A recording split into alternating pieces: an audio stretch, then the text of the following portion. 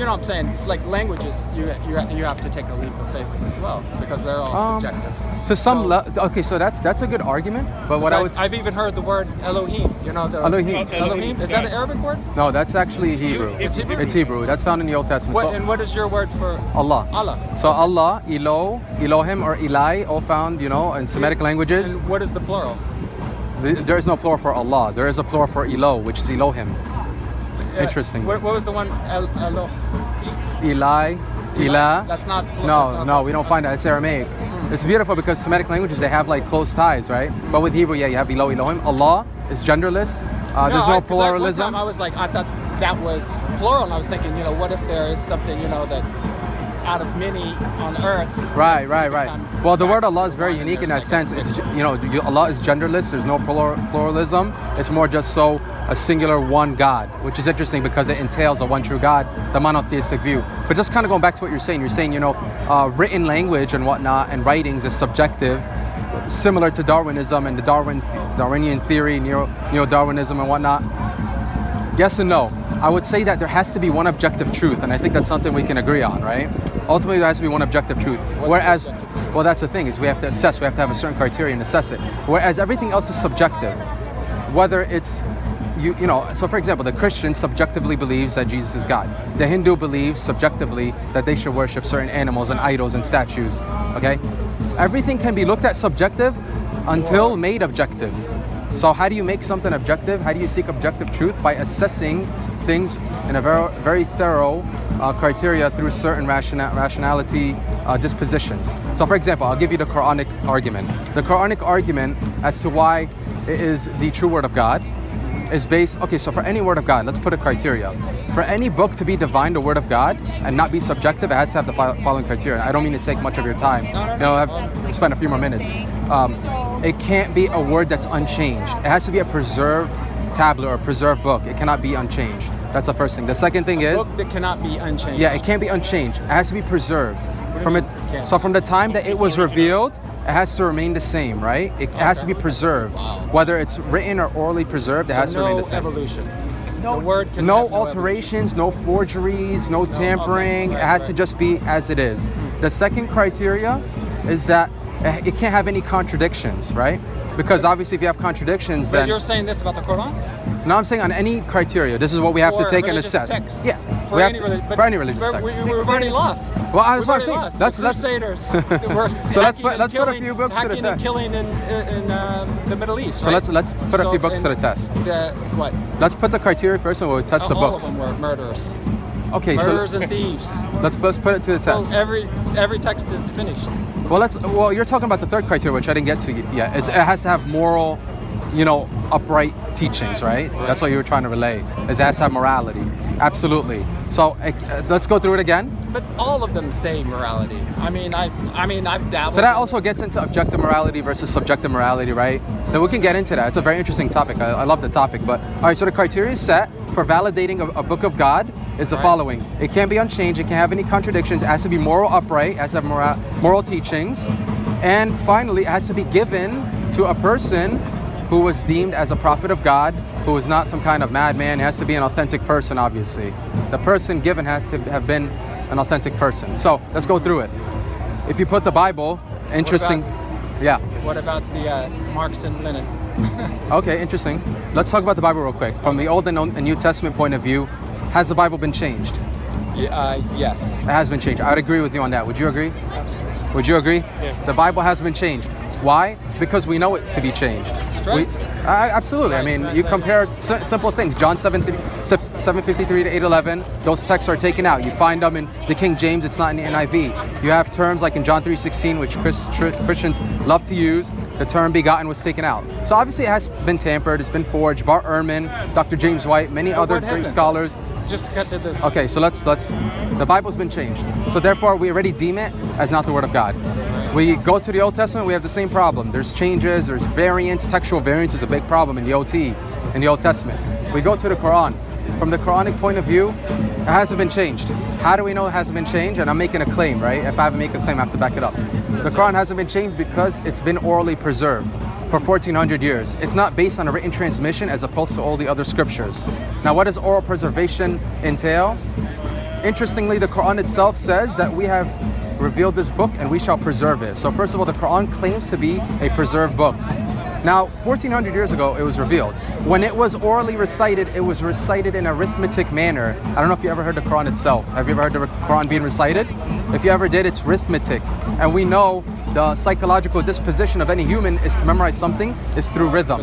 Now, if you carry that tradition on, that oral transmission that was given from Angel Gabriel being, the mediator, the median between God, given to Prophet Muhammad, peace be upon him, carrying it over now to his companions, orally recited, orally memorized. Let's say the Prophet Muhammad taught it to 10 people. Those 10 people taught it each to 10 other people. And that tradition carried on up to today. We see today there's over 10 million, according to Google. You can go to Dr. Google himself, and he'll tell you that there are over 10 million Muslims worldwide who have the Quran memorized as little or as minimum at the age of what? Perhaps six, 5. So why is it that 6-year-olds and 5-year-olds have the entire Quran memorized? Do you know anyone? But aren't words? You said it's unchanged, but aren't words words change? Well, the words, archaic words become new. They evolve. People evolve. The imams evolve. Okay, so I'm talking about the book itself, right? Well, I mean, then if you're talking about all the texts, so now you're talking about the people, they're right? unchanged from the basis of what they are. Yeah. Now you're talking about at one time written, so everything is unchanged. It was the people, like he was saying, they're impure, or they're. Okay, so you're more concerned with the people, right? Like how they end up, they're following. The people are all corruptible. They're all murderers and thieves. Okay, so let me. Would you agree everyone here on this earth is a murderer and a thief? Everyone? Yes. I think that's a very powerful statement. It is. Why? We're are you talking about like as simple as eating, We're dirty animals. As simple as eating animals and things like that? We're dirty monkeys, guys. Would you agree with that statement? That's an interesting statement. Are you vegan? What? Are you vegan? I am. Okay. Yeah, he's coming from vegan. I can appreciate that, by the way. And by the way, you could be a Muslim and vegan at the same time. Oh yeah? Oh yeah, absolutely. You agree? Yeah. Yeah, I mean, we can eat vegetables. Oh, yes, yep. And I know Muslim friends who actually, they're really religious vegans. And there's no issue with that. No, but I'm just saying, I'm arguing with, you say something is unchanged, but I'm like, with all the people that are. So let me tell you something. This is called. Priests, to all these people. I love this point. By the way, brother, I didn't get your name. Giovanni. Giovanni. Yes. Love that name. My name is Mustafa. You can just call me Mo for short. I'll tell you this, okay? Yeah. The interesting thing is this is called the genetic fallacy. I don't know if you ever studied philosophy. Genetic? Genetic fallacy is to judge a religion via its people. Now what you're doing essentially is you're conflating. Great people. I told him I went to Morocco, Egypt. Oh, you've been to? Okay, yeah. So I'm part Egyptian myself, actually. Oh, yeah. Very good. God bless you. Let me tell you this. What we're doing here is, from your point of view, is you're conflating Islam the religion versus Muslim the people, right? Because you can have. No. Yeah. All people.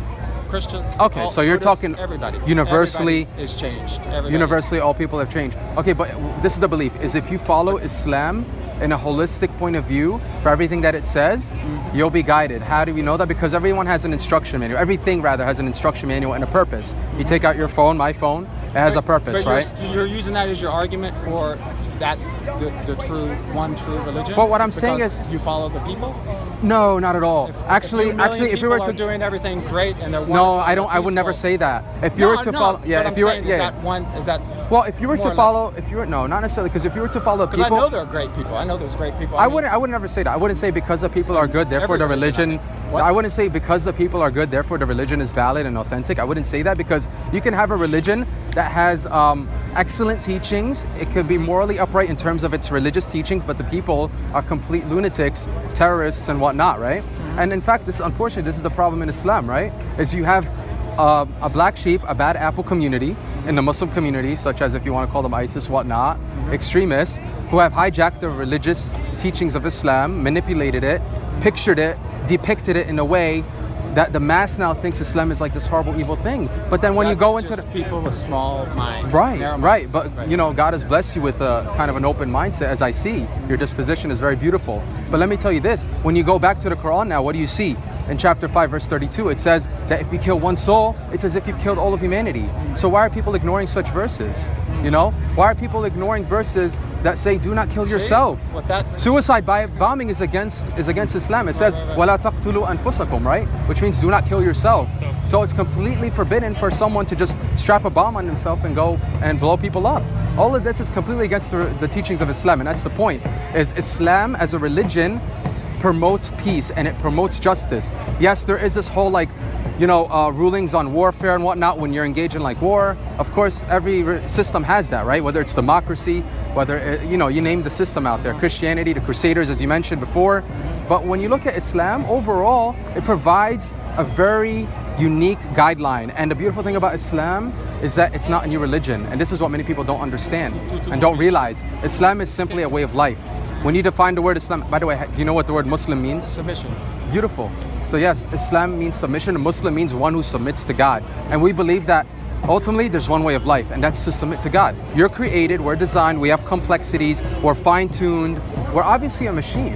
And so we have to have some kind of designer, creator. When you see laws, it basically entails a lawmaker, right? A decision maker. And so from that point of view, as a Muslim... So last yeah, question, sure. I'll leave you. Yeah. No, I'm here. I'm happy to stay for the next hour. Is there like a endpoint to, when you go out and speak to people, is there, or to other Muslims, do you desire a pope, if you will, a top imam that interprets? Do we look up to some specific authority? You mean? Do you think that would be a point of the Sunnis, all of Islam coming together and being? I think what you're trying to say is. You know what I'm saying? There's so much strife between the Sunnis and the Shias. Yeah. Do you see like a point where we can kind of collaborate as one? Exactly. Well, it's interesting because here's the thing again about kind of what people conflate. They look at the Muslim people, and then they look at Muslim, the religion, right? Mm-hmm. So when you look at Muslim, the people, you're going to see Shia, Sunni, Sufi, fighting. All these different people clashing, different cults, right? As you call them. But from the Muslim point of view, what does the Quran say? The Quran says, and do not divide, and do not divide in sects. Mm-hmm. So the Quran teaches, God has taught us, don't divide.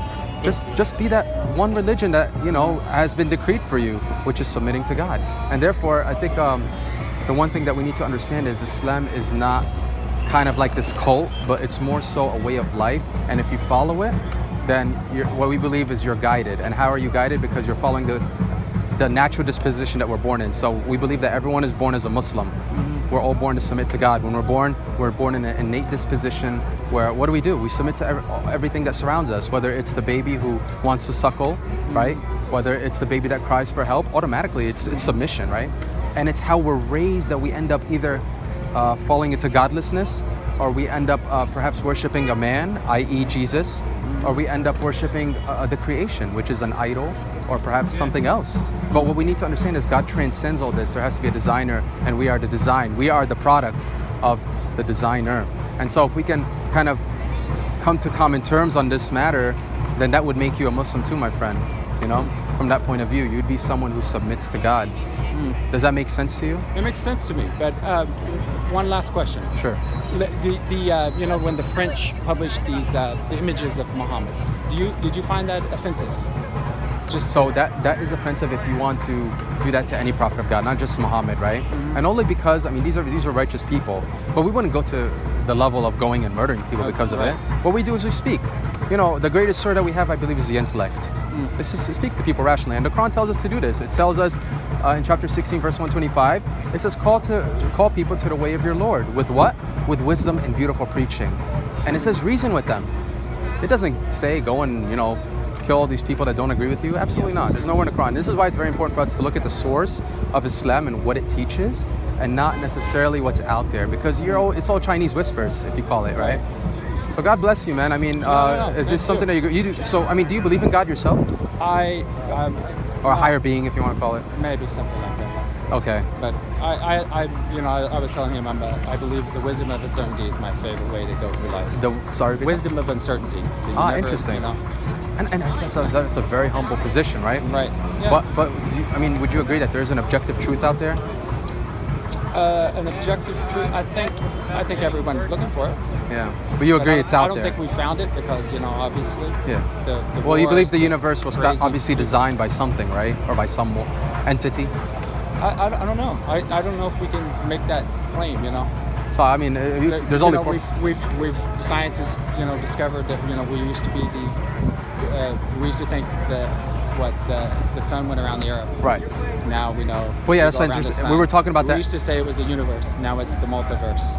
Multiverse theory. That we were talking about that in the beginning of our conversation, weren't we? We were talking about Darwinism and how see, that applies to Darwinism too, is science changes. And you're right. And I've heard of a lot of, I think Sarah Palin was saying, denied that, she's a Christian or something.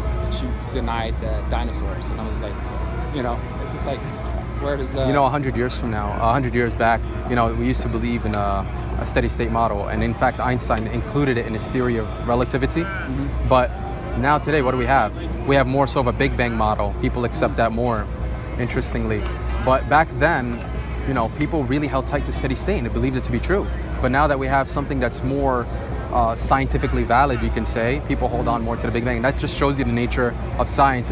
Darwinism is hot right now, but perhaps some years down, something else might come about. And that's just the beautiful nature of science. So that's what I was saying earlier, is we have to have scientific humility. But from the universe itself, we have something a little bit more solid, because the universe either came from nothing, it created itself, it was created by something else that was created, or it was created by something or some entity that was uncreated. I don't know if you got all those 4 criteria. Yeah. So if you assess all this, blows your mind. Obviously it couldn't come from nothing, because you need something to give you something, right? So we reject that. The second is it couldn't have created itself, because you would have to pre-exist and post-exist in order to do that, and that's impossible. That's like your mother giving birth to herself, which is inevitably a logical impossibility. The third is that the universe was created by something else that was created. And we can kind of, look in, if you investigate that, okay, fine, universe A created universe B. Well, what created universe B? The only thing you can say is universe C, universe D. So you fall into the absurdity of the infinite regression, of infinity. The only thing that says what? The Quran says the final one, which is that the final of the 4 criteria that I set, which is that the universe was created from an entity that's uncreated. An uncreated entity, meaning that entity was not created, because that entity transcends us. He wasn't born, she wasn't born, whatever you want to call. We don't have he, she for God, right? So we just say God, we just say Allah. That's why Allah wasn't born. He's the first and the last. So he doesn't have, if you want to call it, an initiation point, because he's not bound by time or space. You understand? God he transcends time and space. And that's what distinguishes us and God. And we are limited in our knowledge capacity, but we can derive certain rational conclusions just by looking at this criteria. And it makes most sense that the universe was created by a higher being. And we believe the higher being to be God. He gave us a reason, a purpose of life. It's not guaranteed you and I will live in the next 5 minutes. It's not. And once we die, the belief is that that's it. Everything will be shown in front of you. You'll be told that this is your destination. This is how you lived your life. There is a hereafter. We do believe in a hereafter. And ultimately, we all will come to find what that objective truth is. But I would argue that if you looked into something called Pascal's wager, Pascal said that it's better for you to live your life believing in God than not believing in God. Why? Because if you live your life believing in God, you don't miss out on much. You're going to lose finite things. You'll lose maybe, you have to obey God's laws on certain things. So you'll lose some finite things. You stay away from the bad, evil things that God says. But whereas if you now deny God, live life denying God, and now you die, you're in the grave, and you come to realize that there is a God. So now you lost perhaps infinity, because every religious, worldview holds that there's an infinite, life after this one. And so it's better to live your life believing in God.